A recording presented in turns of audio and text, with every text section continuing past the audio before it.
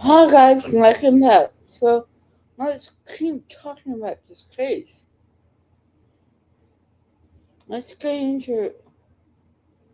Sorry. Welcome back to our show.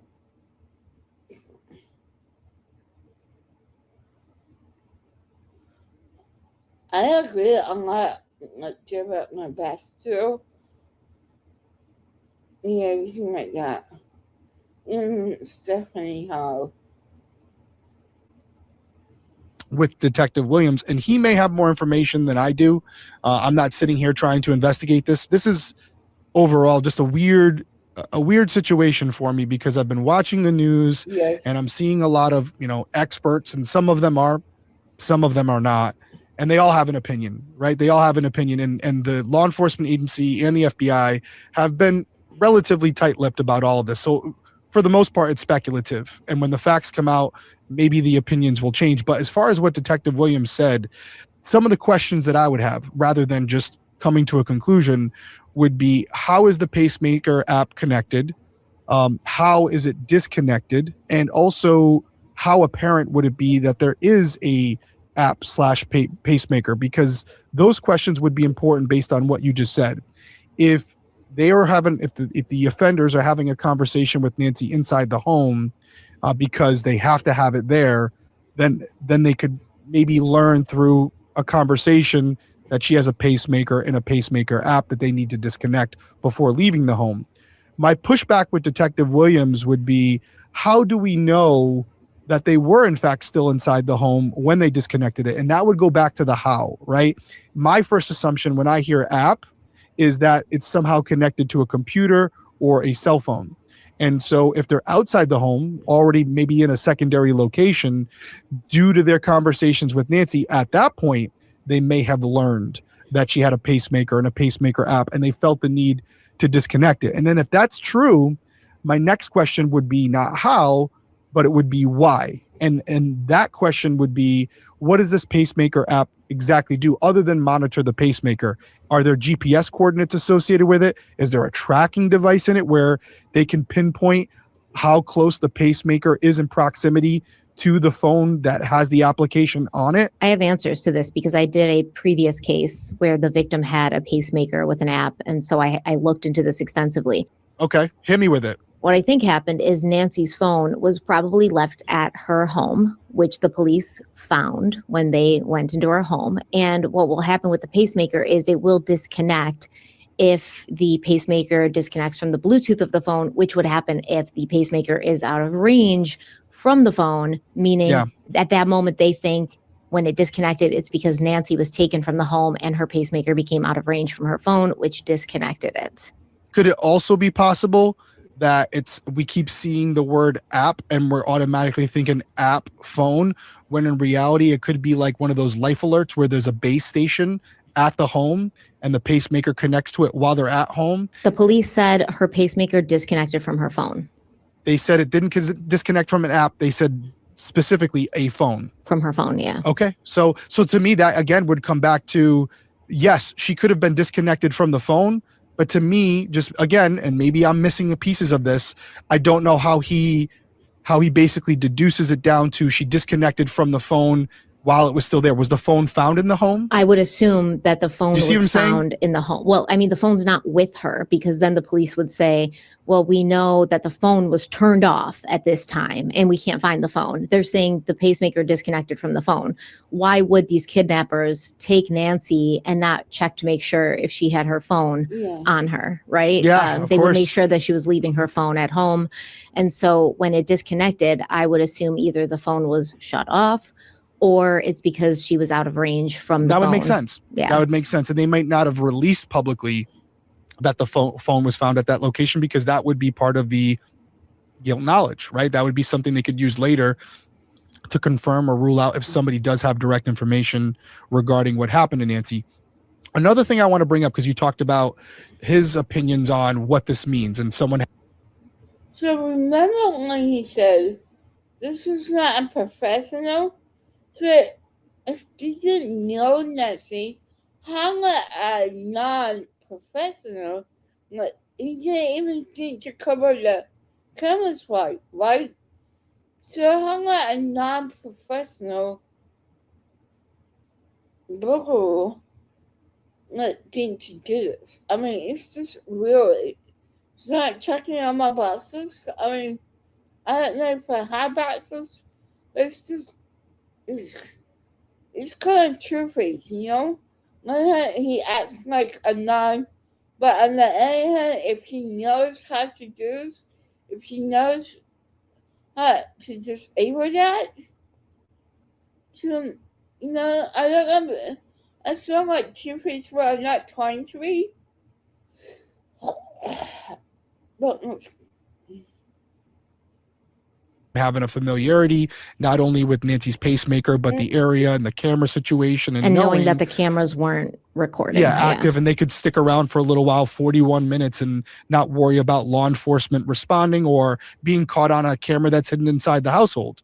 And I want to come right out and say, because I was talking to a friend who is not necessarily in true crime, but this is expanded past true crime, and they were asking me some questions, and one of the first things I said to them was, this may sound odd, but I'm really hoping in a weird way that this is someone that knows her, that it's an inside job. And I said, the reason being is because that person would understand her current health conditions, the medication she needs, and also the proper lodging for her to be okay for an extended period of time, why is that important? Because that gives more of a possibility that she's still alive right now. Because if this person didn't know her from a hole in the wall, and even though this was pre-planned, they may not be properly prepared to take care of her health conditions, which is not good. Well, the police say that they didn't take her, that her medicine was not with her. I'm not worried about the medication being with her. What I'm saying is if this person knew her, and this is that deep, where and it seems like it's a pretty intricate operation that occurred here, they would be able, more than likely, on the black market to get the same medication for her at the secondary location, where they can go in, go out, and have the medications available to take care of her for an extended period of time. If they didn't take the medication and they were not aware of these health conditions, that's a major problem, because they've already come out and said publicly that she wouldn't be able to survive without this medication for an extended period of time. So that's why I say I'm hoping that this person had a familiarity with her, because that gives a little bit more hope that she's still with us and that she's going to be returned safely. I want to talk, there's so much here. We could do a whole Crime Weekly on this. So on the evening of February 1st, the Pima County Sheriff's Department announced Nancy's disappearance on social media. And then later that night, the sheriff basically came out and he said Nancy was a missing person. The following day, law enforcement announced that they believe Nancy was abducted and taken against her will. That same night, Nancy's daughter, Savannah Guthrie, posted to her social media asking her followers to pray for her mother. Now, here's the interesting thing. As far as we can tell, there have been multiple alleged ransom notes sent to the media and family members in the days after Nancy's disappearance. And some of them not so real. Like a guy was arrested for sending a fake ransom letter or message. But this was only after the initial ones were coming in that were being reported on that it seems the police believe are real. The first one, it kind of came in at approximately 5 p.m. on Monday. So this was a week ago, and pretty soon after Nancy's disappearance was being reported. This was sent to some news stations. So it looks like the first one was KOLD News 13 in Tucson. Even TMZ has received one. So when they first got it at the KOLD news station, they sent it directly to the police. They kind of talked to the police and they agreed like, hey, we won't report on getting this until you, law enforcement, and the FBI release a joint statement. We'll kind of keep this under wraps. Now, apparently a demand for millions of dollars in Bitcoin was made. And once again, so there's different kind of reporting, but it looks like it was 6 million in Bitcoin, and they gave two deadlines. So they gave a deadline of 5 p.m. Thursday and then another deadline of Monday, which is today when we're filming this, February 9th. The message warned that if the first deadline was missed, the demand would change, and if the second deadline was missed, there would be a more serious consequence. They did include a Bitcoin address, but also no way for the family to contact the sender. Now, according to the police, the message included details that they had not released to the media yet. So details, knowledge. Yeah, details with, someone with only inside information would know, such as like what Nancy was wearing, information about her Apple Watch, information about floodlights at her home, things like that. Now, I guess not something that the everyday person would know, but maybe something that people would know if they knew Nancy, had been to her home, had seen her that night, et cetera, et cetera. Or it could be a contractor or a landscaper as well, if they have access to the property. What she was wearing. Oh, that particular day. Yeah, that's true.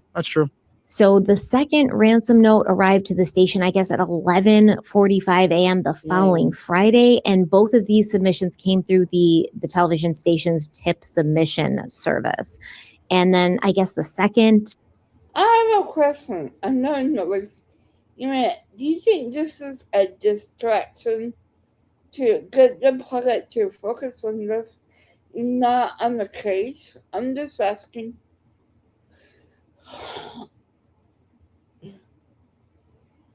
Ransom message did not make any further demands, but as we are talking, we're on Monday, which is where the last deadline was kind of given.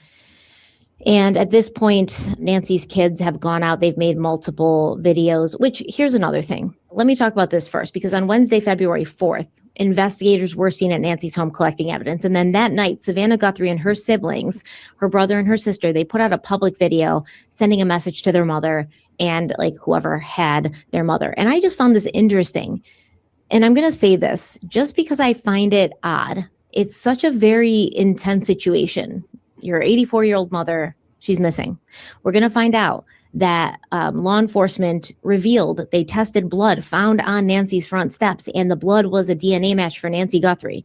So your mother's missing. She's 84. She doesn't have medication. Her pacemaker's disconnected from the app. There's blood on the front steps that matches her. Clearly, you think somebody took her. There's ransom letters coming in asking for Bitcoin. And Savannah Guthrie and her siblings put out a call to Nancy and to her captors. They put it on Savannah's Instagram. This is where I kind of had an issue, because I'm thinking, okay, your Instagram's great. And yeah, it's going to make it to news outlets, but you work for NBC. Mm-hmm. If you want to reach a larger audience right away, why wouldn't you contact the station, the huge media conglomerate that you've worked for a very long time, who has been very supportive of you in the wake of your mother going missing, and say, hey, do you mind if I just take 10 minutes and put this out on NBC and NBC affiliates so that it gets to all these other media affiliates and it gets out there quicker, instead of on her own personal Instagram? Yep. Do you know what I mean? I do know what you mean. My argument to that would be, it is implied that everyone, including her network, is going to share it. I just looked it up on her social media right now. That video, the first one, has 15.4 million views. And, the next one they did was 17.5. So I think they're looking at it like, this is kind of the funnel. We're going to use my platform, and everyone in the media has the right to reshare this video, which they all have. So I personally don't have a problem with it. It's just, instead of sending it to one network and making it specific to them, I think she knew that her colleagues would obviously rip that video and share it on. Or maybe she contacted them and said, hey, share this. Yeah, I'm sure. And this way it's like, hey, this is going to be the source. We're going to use my platform. And then everybody is more than welcome to share this video. And let's be honest, the power of social media, I mean, I would argue, is even stronger than NBC at this point. Who's watching the Today Show compared to social media? I mean, this post alone, that the first one, has 1 million likes. I mean, it's getting to a lot of people very fast, even people who don't watch NBC. I also think it could be looked at the other way, where it looks like she's putting it just towards the network she works for. Where here she's just like, hey, listen, I want my mom back. I'm not going to any network giving them the exclusive. I'm going to share it here on my social media platform. And I want everyone, NBC, ABC, CBS, everyone, grab it, record it, share it. And unfortunately, everyone's covering this, which is a good and bad thing. Can we play this video for everybody to watch in case they haven't seen it? Okay, let's play it now. Pause. I can't. I did it the first time. And I almost broke into tears. What? So I'm going to skip.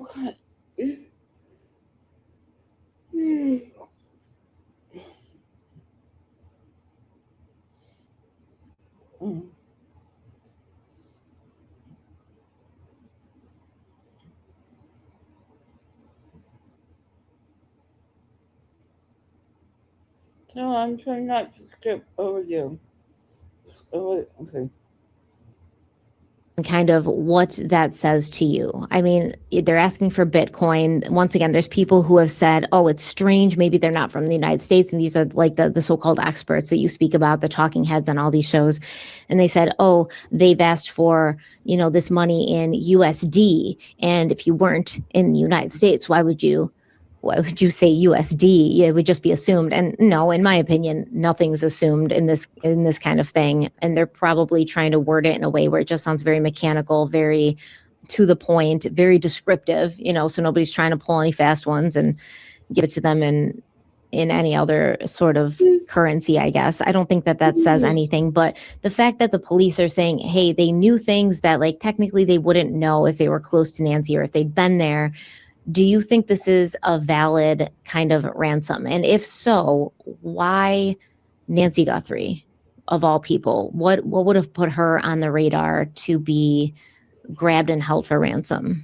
Well, the obvious answer would be that they know that her daughter is famous and financially well off. I don't know if it's something more from the offenders or maybe from that community, and she's a local celebrity, if you will, where they know her and they figured she was an easy target, soft target, elderly woman living alone. And they learned the schedule and thought, hey, we can get in, we can take her, we can get some money out of this and move on, not realizing how big of a story this would be. And there's so many questions. First off, this whole crypto thing. And I'm by no means an expert, but my understanding of crypto, and I dabble in it a little bit, is it's decentralized exchanges, and so you're removing the banks and you're removing quote unquote the paper trail, but you're really not, because with crypto there's what's called a blockchain, and the blockchain is essentially a digital ledger, and any transaction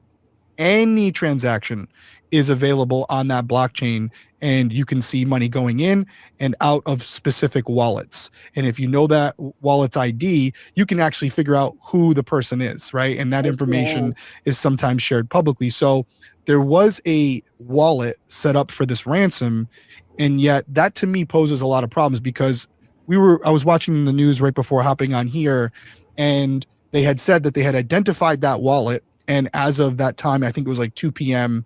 on Monday, there was no money in that wallet. There had been no money sent to that wallet.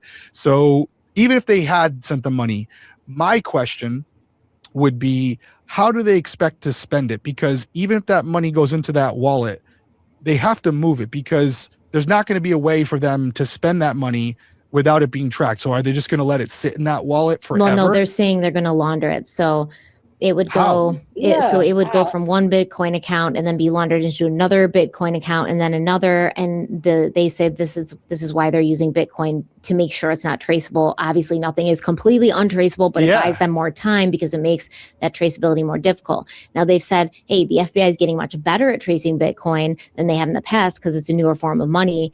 And you have to develop skills to get there. And you kind of have to be, I mean, there's people out there that are figuring out ways, that they're just dedicating a lot of time every day, every week, to figuring out ways to get Bitcoin and then make it actually untraceable. So law enforcement's obviously not going to be as skilled at doing that as somebody who's making it their entire meaning of life to figure out how to get Bitcoin and then have it not be able to be traced. I still don't know how they're doing it. I mean, I'm not an expert on it, but from the people that I've seen talk about it, to launder it, like let's say the blockchain wallet that they set up was 13. If they wanted to launder it to 30 different wallets, every transaction that they make, even if it's only for a penny, it's tracked on that decentralized blockchain. Mm-hmm. So like, unless they have a black market blockchain that we're not aware of, I don't know how they're going to move the money without it being digitally tracked. And there was even some conversation by some FBI agents talking about IP masking with emails and things of that nature. VPNs. Although it's not publicly addressed and talked about, I can tell you directly that there are methods for the FBI and the CIA to go through that metadata, even on a masked IP address, and figure out who you are. So I wouldn't say those things now, and I don't think the FBI is going to say them either, because they don't want to give these offenders ideas on how to circumvent that system. But I think it's I'll tell you what, I think it's a flawed system, which scares me because these attackers or this attacker seems relatively prepared. And this seems like a misstep, but maybe they're way smarter than me. Okay, let's talk about now. There's another ransom note that's been delivered. So, okay. So, wait, I knew about the first two. This is George. Oh my God. I don't even know if it would be considered a ransom note. It's a letter from someone who wants to help, apparently. now we talk about this new letter that's been sent to TMZ, which once again, another letter had been sent to TMZ prior to this, but this new letter is reportedly including a demand for 1 Bitcoin in exchange for information about Nancy's kidnapper. TMZ reported that the $67,000 payment, because 1 Bitcoin equals out to $67,000, would be in exchange for the name of the individual involved. And this letter, it contained details of a working Bitcoin address. And this is different than the Bitcoin address that was given in previous letters. So the letter, the ransom demands say, if they want the name of the individual involved, then I want 1 Bitcoin to the following wallet. Time is more than relevant. They said they want 1 Bitcoin sent to a Bitcoin address that they have confirmed is active. It's a real Bitcoin address. And as they put it, time is more than relevant. So we have no idea whether this is real or not, but they're making a demand. I don't know anymore what's real. I don't think that I would say that these people are just taking advantage of the situation, and they're hoping that they get this 1 Bitcoin, the $67,000, and they can somehow manage to, traffic this Bitcoin out and not give any information about who Nancy's kidnapper is. We've seen this in case after case where people will insert themselves into the case. They will even go as far as to say they are the ones responsible. They'll go to the police and confess to being the ones responsible just to insert themselves somehow. Or they'll call the parents of a missing child and say, oh, I know where your child is and I have her. And just to be, I don't know, dark and like messed up and just to cause pain. So I don't think that this is legitimate, but once again, it's just the newest development in this case, which continues unfolding and is absolutely insane. And at this point, I don't think that this new demand for Bitcoin is, like I said, different Bitcoin address than the first. We don't even know if the first ransom demands are related to or have anything to do with Nancy Guthrie. They say they are, but we don't know if it's just somebody capitalizing on her disappearance. Yeah.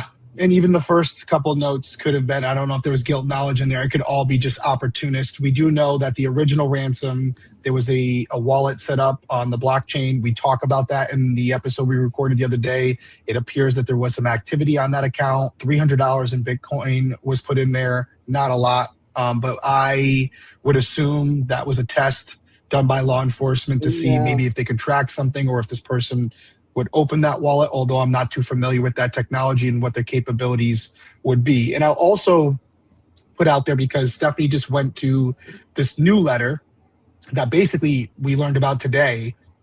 We're skipping all of the drama that happened last night. And Stephanie and I were talking about it as it was happening, where I was watching Twitter till 4 a.m. And the reason we're skipping over it is because at least at this point, it appears it was all just a nothing burger. It was just a red herring, because they were down in Rio Rico. They stopped this individual who possibly was a suspect, a person of interest. And the short version is they detained this person, they searched their house, and then within a couple hours, he was out giving full-fledged interviews basically saying, hey, I'm a DoorDash driver. I might have delivered up there, but, they let me go. I have nothing to do with this. I didn't even know who Nancy Guthrie was. Is this the Carlos guy? Carlos, yeah. I'm not, we won't put out his last name, but he seems like a good guy from what we can see. And if that changes, we'll let you know. But he appeared to be genuine in his answers, where he's like, dude, I'll talk to anybody. I was petrified. I don't know what happened here. And, I'm not the guy. So, listen, missteps like this will happen. And I know that everyone's coming out to be critical of the FBI. They're trying, guys. This isn't like a movie. This isn't like TV. They're trying to find her. And they know that time is of the essence and mistakes can be made. And they're doing so much behind the scenes that we don't even know about, No, your head would spin. So they're trying. This is them trying to find her, because they know time is extremely important here. All right, Eric, we're talking about wild grain, which is my favorite thing to talk about. And I'm going to skip over this a quick winter question. Are you in the... because this is an Yeah, I ad. want warm food, but I don't want... Try.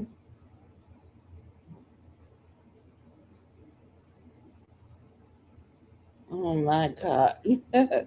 I hate when they do ads. Okay, this is the important thing I'm gonna get to. He talks about this. And it's very interesting. Connected. I'm assuming that's by the kidnapper, not by law enforcement. You can also see the vegetation on the ground that we could clearly see in the previous video we discussed. And we can also see, if you zoom in, blood. This is something we talked about. My observations here, it's a decent amount of blood. It's a low velocity blood spatter pattern, which indicates that it was more than likely from, if they're saying it was Nancy's, so I'm going to assume it was Nancy's, right? Because of what they've said. It looks like Nancy had been either bleeding a lot as she was walking out, or more than likely at that point, for some reason, they had her stop. They had her stop in that location, and she stood there for a couple of moments and was bleeding from either her nose or a cut that was exposed, and she was bleeding while standing in place. There's also some blood leading down the steps as well. So it doesn't automatically indicate an injury that's fatal. It could be just a bloody nose, but it does appear she was injured, and significantly enough where you have a decent amount of blood trail outside that door, which is very concerning. It is significant. And as you had said when we filmed on Monday, well, maybe it was from a previous injury. It doesn't look like that because in the doorbell camera, in the doorbell camera footage, when the guy's doing whatever he's doing with all his plants, there is no visible blood there. So this definitely happened after the tampering of the doorbell camera. And when you say low velocity, you mean basically like she's not a fast moving person at this time. It's dripping down, and she is standing or being held still enough for the blood to. And I mean, this is ridiculous. I mean, you go and kidnap an 84-year-old woman, you have to injure her. This is just really disgusting to me. Yeah, maybe she was fighting back or something might have happened. But basically, low velocity versus high velocity. Usually when you have high velocity, it's going to be like a spray. It'll look a little bit like a tadpole almost, where the front end will be a little bit more of a glob, and then it'll be like a tail on the end. If you look at this blood spatter here, you can see it's more circular in shape. They're drops. And they're droplets, probably from, I would say, at least arm height, probably higher. If I had to speculate, I would say more than likely from the face. But that's not anything conclusive. It could easily be from the arm. But if they're trying to get her to comply with them, and maybe she's fighting back, resisting, they could have hit her in the face, which caused her nose to bleed or caused a split to her face. Could be from the butt of a gun. Something as simple as that. And if anybody knows, a head injury will bleed quite a bit, even if it's not a bad head injury. Like if you just knocked your head, like that it's going to look worse than it is. I'm not saying how badly she was injured, but I'm saying that an injury to the head or face area does typically bleed more than other injuries.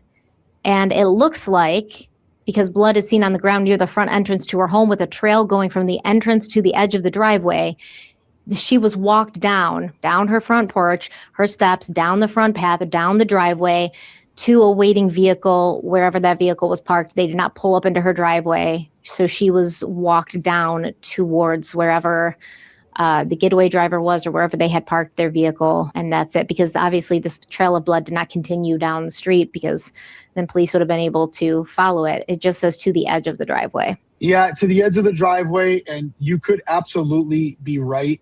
I would pose another theory, which I'm sure the FBI and everybody else has already looked into. I'm going to pull up an image of Nancy's house.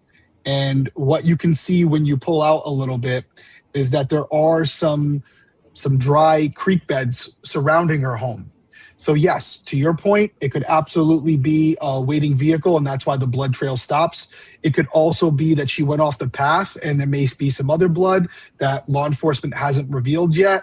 And obviously, if that's the case, you want to go over those dry creek beds with a fine-tooth comb, because there could be evidence there that could link back to the offender or give you more of an indication of what happened to Nancy. So as of about an hour ago, they said that they are searching exactly in those areas. They're searching the streets around, the paths around, the trails around, because now they're saying they're trying to pick up maybe if the guy seen on the camera, and we know what he was wearing, we know book bag, things like that. They're trying to see if he discarded anything as he went. So I'm sure, or dropped something. Yeah, so I'm sure if there's more blood out there, then they'll find it. Let's play this out, Stephanie. And to do this, we got to put ourselves in the mind of the criminal, okay? So bear with us here, but you and I are going to decide to do something like this, okay? We're going to rob a house, okay? And we know that we're in an affluent area where there's big houses, expensive homes. And what are we going to assume? That she has a camera? She has a camera, but also everybody in the area has a camera. Has cameras as well. And now those cameras are usually where? On the front door. On the front doors, and they're usually facing the street, right? That's the minimal level of security most people have these days. So what are those cameras going to pick up? Our vehicle. They're going to pick up our car. So to me, one of the first things that I would say as my co-conspirator is we can't go through the front. If we have a vehicle, even if we drive from 20, 30 minutes away, they can reverse engineer those camera angles that they pick up and identify our vehicle. And maybe there's one camera that gets a partial license plate or gets a clear shot of our car. So for me, number one thing would be to enter this property through a back channel where the getaway vehicle is somewhere far away, where you would have to know the path that we took to get to it in order to retrace our steps. And it wouldn't be on a main roadway. Well, why would the blood go down to the edge of her driveway then?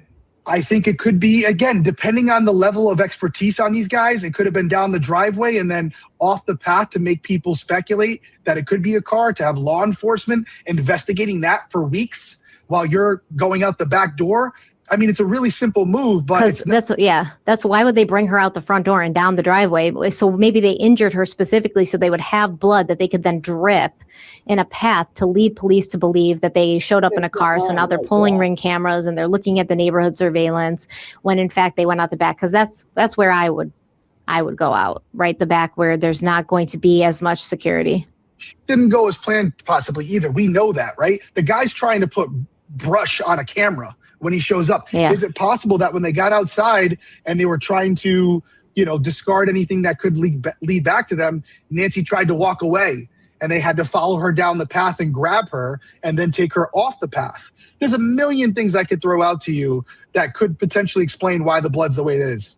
She's an 84-year-old woman with limited mobility, so she's not going to get all the way to the edge of the driveway. If you look at the drone footage of her house, it's quite a hike from the front door to the edge of the driveway. So I would say either that's how they walked her out or they want us to think that's how they walked her out. Oh, they want it. And if she went through the desert, there's boot prints potentially. There's a lot there that I'm sure law enforcement is not disclosing right now, rightfully so. So as far as what the police seem to have done, and I think this might be because they don't really know what else to do, right? So they said they don't have suspects. They've got these ransom letters from people that it appears have inside knowledge, but they would have no idea how to find these people, track these people. They don't know what they're doing. They probably have cyber people on that, but on the ground. They definitely do. Yeah, the police have been kind of searching at Nancy's house and also at her daughter Annie's house where she had dinner that night. So it looks like they've been to Annie's house twice now. The last time was Saturday. They left there Saturday night. They were wearing gloves. They were carrying brown bags. We don't know what they're taking. We don't know what they're collecting. They've also been seen at Nancy's house. They were on the roof. They were removing something. They also looked at the septic tank. So they were searching the septic tank. And somebody said that they might be doing this because Nancy's house, when you flush the toilet, it doesn't go into like a public sewer system. It goes into the septic tank. So somebody was at her house for an extended period of time, like 41 minutes. Maybe something was flushed. Yeah, some sort of DNA, something would be in there. And that's kind of where they are. Now, here's my question. Yes, Nancy's cameras not working, didn't record anything. However, she lives in a neighborhood. There's other houses around her, and the police have said, hey, if anybody lives in this area, give us your your surveillance footage, your doorbell camera, stuff like that. It's a little strange to me that they haven't seen anything on that footage, like a car in the area that wasn't supposed to be there, a person walking, whether it's, behind the house, like looking in the backyards or at the street. There doesn't seem to be anything out of the ordinary, which means, once again, these people, whoever did this, have concealed themselves very, very, very well, and either have gotten incredibly lucky or know exactly what they're doing. What do you make of that? Yeah, I think it's a strong possibility that they did some counterintelligence and learned where the cameras were. On the other hand, I remember with the Brown University shooting, I was hearing things behind the scenes and it was being reported different publicly, but I can say it now because the case is basically over, that Providence police and the FBI had more information than they were disclosing. They had interactions with the suspect and other angles of footage that they did not share, including a vehicle that they did not share because they didn't want the suspect to know how close they were to apprehending him. Or so here, if there is more going on where they are on a trail and they're tracking this person and they're aware of something, like you just said at the top of the segment, it's not law enforcement sharing this information. It's the media with their drones and their vans with their high cameras and all the podcasters where, they're, I don't want to say impeding their investigation, but they may be disclosing things that law enforcement would rather not be out there. Because there was a part, I saw a video with Brian Enton where the FBI basically pushed all the media back because they were in the right area. They were not doing anything wrong, but they were like, listen, we got to have room to work. And I'm sure there was a conversation where they're like, dude, these guys are filming everything we're doing, and guess who's watching this? Yeah, we don't want the people who might be responsible for this to know what we're doing and where we're looking. Yeah, exactly. So I hope that it's not what you just said, and there is some video out there that they haven't released yet, and that law enforcement is keeping that close to the chest because that's the only ace in the hole they may have. Everything else is being talked about so publicly. It's common sense to assume that the offender or offenders involved in this, and I have to assume it's probably more than one person. It seems to be. That's how they've they're done being their due referred diligence. to. Yeah. They've done their due diligence. But I also want to talk about something else you said, because we talk about what investigators are doing behind the scenes. We talk about the digital aspect of this and all the science and technology that's being utilized and blockchains. I'll tell you what else is being done. I know that you mentioned Annie's house being searched, and law enforcement has come out recently and said that's just part of their process. Maybe that's true. Maybe it isn't. They're going to say that regardless. But I'll tell you what is being done behind closed doors. They are investigating every single person close to Nancy, not only to see if they had any issues with her, but also to see what type of trouble they were in, right? You could be looking at a situation where a caretaker of Nancy's or someone was in financial trouble and said, hey, listen, I don't have the money you need, but I know where to get it. This is not something new, but they have to go through and look at every single person in Nancy's life and figure out what was going on in their personal lives. Did they have substance abuse issues? Were they hanging around the wrong people? Did they have gambling problems? Was there anybody that would have this information who may have experienced something in their own lives where, as a bartering chip, they gave up Nancy because they knew it would be an easy target? And maybe in their mind, they thought, you know what? They're going to hold this woman for a little bit. They promised me nothing would happen. They'll get their money and then they'll leave me alone. I mean, it sounds like a movie, but let's be honest. At this point, this whole thing feels like there's in Bitcoin, whether you have it or not, you want to see proof of life, and that hasn't happened. So, yeah, it's very tragic, and I think us filming this on the date, the last deadline that was given in the ransom messages is kind of, we're in a place where we don't know what's going to happen now. Is it going to happen tomorrow where these people reach back out and say, hey, you did? While we were recording this, Savannah released another video on her social media that we're going to play for you right now. While we were recording this, Savannah released another video on her social media that